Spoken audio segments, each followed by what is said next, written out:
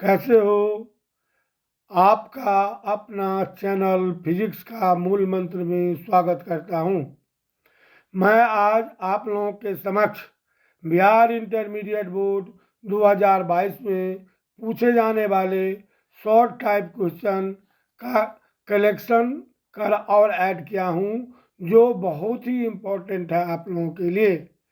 इसे एग्ज़ाम में जाने से पहले अवश्य पढ़ें। तो लो बच्चों, कलम कॉपी निकालो और तैयार हो जाओ। नंबर क्वेश्चन देखिए, यह है वर्ण विक्षेपण क्षमता की परिभाषा लिखें। इसका हम लोग परिभाषा देते हैं कि प्रिज्म से निर्गत बैंगनी और लाल रंगों का कोणीय वर्ण विक्षेपण तथा मध्य किरण डेल्टा वाई जो होता है एलो के विचलन कोण के अनुपात को वर्ण विक्षेपण क्षमता कहा जाता है। अर्थात इसे ओमेगा से रिप्रेजेंट करते हैं, इसीलिए ओमेगा बराबर क्यू बटा डेल्टा वाई। अर्थात ओमेगा बराबर ए इंटू मी वी माइनस मी वार बटा डेल्टा वाई। फिर आगे की ओर बढ़ते हैं, ओमेगा बराबर A into me why minus मी वार बटा ए into me why minus one. ए को कैंसिल कर देते हैं तो हमको ओमेगा बराबर मी वी माइनस मी वार बटा मी वाई माइनस वन होता है। यही वर्ण विक्षेपण क्षमता है। न्यूमेरिकली इसको हम ओमेगा बराबर मी वी माइनस मी वार बट्टा me why minus me one लिखते हैं। चलिए दूसरे क्वेश्चन की ओर। अपवर्तनांक की दो परिभाषा लिखें। रिफ्रैक्टिव इंडेक्स का दो डिफिनीशन कहता है लिखने के लिए। तो पहला डिफिनीशन हम लोग जानते हैं कि निर्वात में प्रकाश के वेग तथा किसी माध्यम में प्रकाश के वेग के अनुपात को उस माध्यम का अपवर्तनांक कहा जाता है। अर्थात म्यूएम बराबर निर्वात में प्रकाश का वेग बट्टा किसी माध्यम में प्रकाश का वेग। और आगे बढ़ते हैं तो म्यूएम बराबर होता है V naught by V M. V naught जो हुआ velocity of light in vacuum और वी एम का मतलब हुआ velocity of light in medium. इसका हम दूसरा परिभाषा देते हैं कि आपतन कोण आई तथा अपवर्तन कोण आर की ज्या का अनुपात एक कांस्टेंट होता है। अर्थात साइन आई बाय साइन आई बराबर कांस्टेंट या म्यू अपवर्तनांक बराबर लिखते हैं हम लोग mu I by mu I, mu I by mu R. यही दो डिफिनीशन अपवर्तनांक का है। अब हम लोग आगे क्वेश्चन की ओर चलते हैं। भूतरंग संचरण से आप क्या समझते हैं? ये टेलीकम्युनिकेशन से बिलोंग्स करता है ये क्वेश्चन। तो इसमें हम इसका हिंदी में डिफिनीशन देते हैं कि यह विद्युत चुंबकीय जो पृथ्वी के सतह के समानांतर चलता है भूतरंग संचरण कहलाता है। यह 1.5 मेगाहर्ट्ज आवृत्ति वाले तरंग को ही इस विधि से एक स्थान से दूसरे स्थान तक पहुंचाया जा सकता है। तो यही आपका डिफिनीशन है, इतना ही लिखना है। 2 नंबर का क्वेश्चन है। अब आगे की ओर चलते हैं।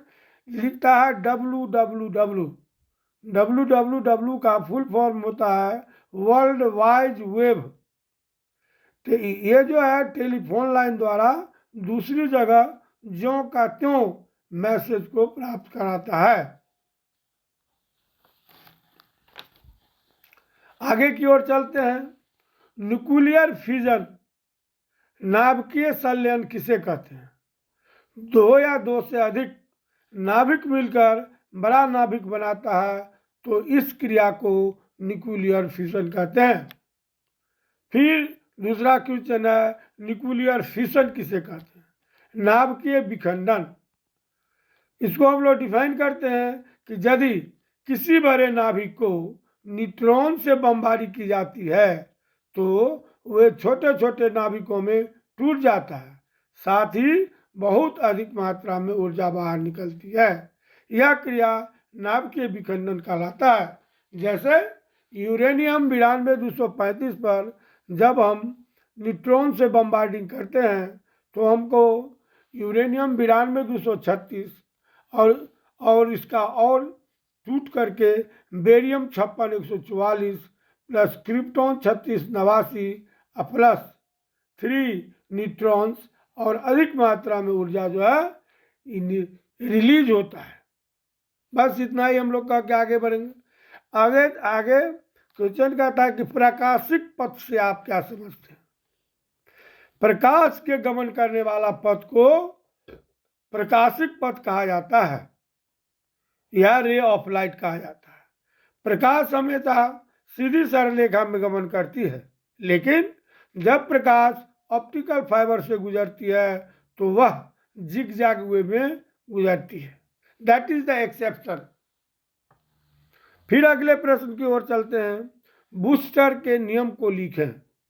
जब प्रकाश की किरण किसी सतह पर ध्रुवण कोण आईपी से आपतित होती है तो परावर्तित और अपवर्तित किरणों के बीच का कोण समकोण होता है। इसे ही बूस्टर का नियम कहते हैं और न्यूमेरिकली कहते हैं 10 IP बराबर म्यू। चलिए अगले प्रश्न की ओर चलते हैं। एम्पियर की परिभाषा लिखें। इसको हम लोग डिफाइन करते हैं कि किन्हीं दो समांतर और सीधे सारा धारावाही चालकों के बीच क्रियाशील बल के आधार पर एम्पियर की परिभाषा दी जा सकती है। अर्थात F/L बराबर mu naught by 2 into I1 into I2 बटा R। चूंकि म्यू नॉट का वैल्यू होता है 4 इंटू 10⁻⁻7 हेनरी प्रति मीटर और यदि I1 बराबर I2 बराबर 1 एम्पियर और R बराबर 1 मीटर हो तो F बराबर होता है 2 इंटू 10⁻⁻7 न्यूटन प्रति मीटर होगा। अतः 1 एम्पियर प्रबलता की विद्युत धारा वह धारा है निर्वात में एक दूसरे से 1 मीटर की दूरी पर स्थित दो सीधे समांतर चालकों में प्रवाहित होने पर उसके बीच 2 गुना 10⁻⁻7 न्यूटन प्रति मीटर का बल उत्पन्न कर देती है।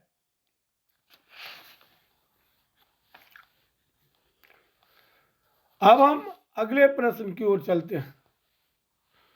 प्रश्न कहता है कि हाइड्रोजन स्पेक्ट्रम में पाए जाने वाली श्रेणी से आप क्या समझते हैं। हम लोग जो है इसको डिफाइन करते हैं with the help of that formula.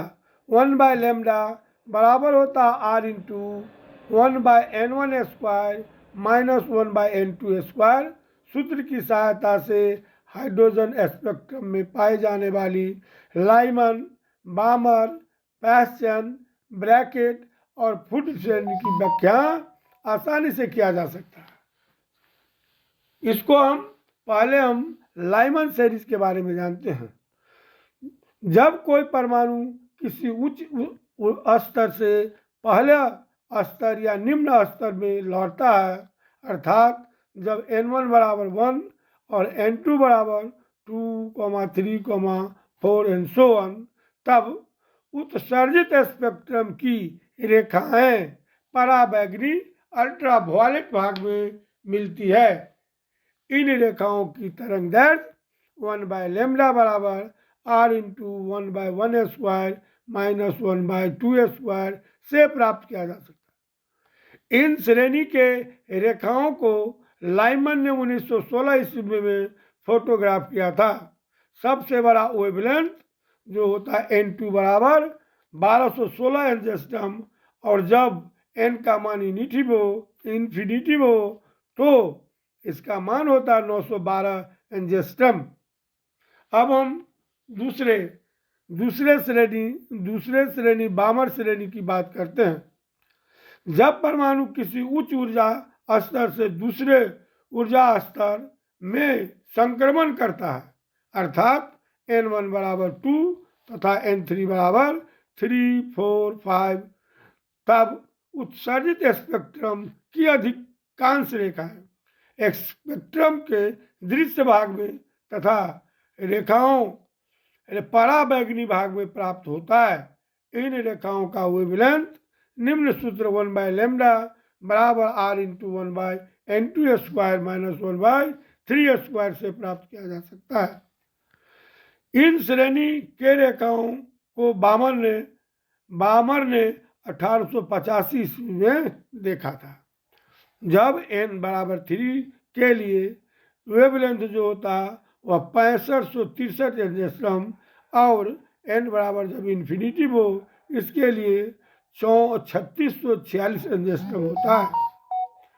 अब हम पहचान सीरीज के पास चलते हैं। जब परमाणु किसी उच्च ऊर्जा से स्तर से दूसरे ऊर्जा स्तर में संक्रमण करता है, अर्थात n1 बराबर 3 और n2 बराबर 4,5,6, तो उत्सर्जित रेखाएं स्पेक्ट्रम में अवरक्त इंफ्रारेड भाग में प्राप्त होता है और इसका वेवलेंथ 1/λ बराबर r इंटू 1/3² माइनस 1/4² से प्राप्त किया जा सकता है, जहाँ n बराबर 4 के लिए लैम्डा मैक्सिमम होता है 18,752 एंगस्ट्रॉम तथा जब n का मान इन्फिनिटी हो तो लैम्डा मिनिमम होता है और उसका मान होता है 8204 एंगस्ट्रॉम।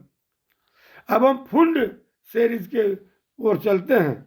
जब परमाणु किसी उच्च ऊर्जा स्तर से 5वें ऊर्जा स्तर में आता है, अर्थात n1 बराबर 5 और n2 बराबर 6,7,8, तो उत्सर्जित रेखाएं में स्पेक्ट्रम के अवरक्त भाग से प्राप्त होती है। इन रेखाओं का तरंग दैर्घ्य 1/λ बराबर r इंटू 1/5² माइनस 1/6², जहाँ n बराबर 6,7,8। अब n बराबर 6 के लिए लैम्डा मैक्सिमम होगा, वो आपको होगा 74,584 एंगस्ट्रॉम और n का मान जब इन्फिनिटी के लिए डेल्टा लैम्डा मिनिमम होगा, वो होगा 22,789 एंगस्ट्रॉम। अब ब्रैकेट श्रेणी की ओर चलते हैं। ब्रैकेट श्रेणी, जब परमाणु किसी उच्च ऊर्जा स्तर से चौथी ऊर्जा स्तर में आता है, तब n1 बराबर 4 और n2 बराबर 5,6,7 से ये उत्सर्जित रेखाएं भी स्पेक्ट्रम के अवरक्त भाग में प्राप्त होता है। इन रेखाओं का तरंग दैर्घ्य 1/λ बराबर r इंटू 1/4² माइनस 1/5² से प्राप्त किया जा सकता है। इसमें n बराबर 5 हो तो लैम्डा मैक्सिमम होता है और वो 40,515 एंगस्ट्रॉम और n बराबर जब इन्फिनिटी हो तो लैम्डा मिनिमम 1,485 एंगस्ट्रॉम होता है। हमने इन पांचों श्रेणी के बारे में इसलिए जिक्र किया है कि हर बार सिर्फ और सिर्फ एक ही श्रेणी के बारे में 2 नंबर का ऑब्जेक्टिव पूछा जाता है, इसीलिए हमने पांचों सीरीज के बारे में आपको जानकारी प्राप्त किया है, जानकारी आप लोगों को दिया है। ठीक है, आगे की ओर बढ़ते हैं। एक्स किरणों के 2 गुण लिखें। तो पहला गुण इनका है, ये गैसों में से गुजरने पर उसका आयनीकरण कर देती है, पहला हुआ। दूसरा कहता है कि एक्स किरणों पर विद्युत क्षेत्र एवं चुंबकीय क्षेत्र का कोई प्रभाव नहीं पड़ता। तो यही दो आपका इसका प्रॉपर्टी है। और नेक्स्ट कह रहा है, दूसरा क्वेश्चन कहता है कि एक्स किरणों का 2 उपयोग को लिखें।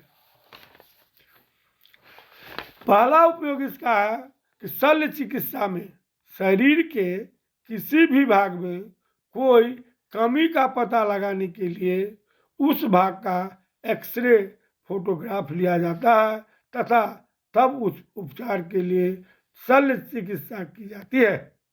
दूसरा, जासूसी विभाग में इसके द्वारा शरीर के अंदर छिपाई गई बहुमूल्य वस्तुओं जैसे सोना, हीरा आदि का पता लगाया जाता है। ठीक है, हम आगे की ओर बढ़ते हैं।